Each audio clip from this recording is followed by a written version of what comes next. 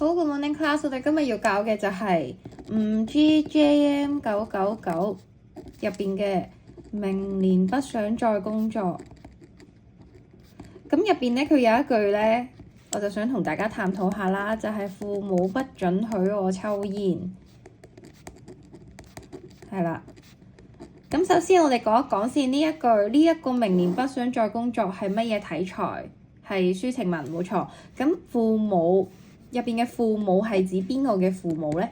其實係指我哋嘅父母啦，即係5GJM9嘅父母啦，你嘅父母同埋我嘅父母啦。咁我哋嘅父母不准許，咁准許呢度用嘅准許，點解會用准許呢個字嘅咧？點解唔用批准或者允許咧？因為准許係一個比較正經啲嘅字啦，即係喺英文我哋會叫 permission 啦。OK， 咁不准許我嘅意思係乜嘢咧？我哋呢度用第二隻顏色筆啦。我係指5GJM999本人啦。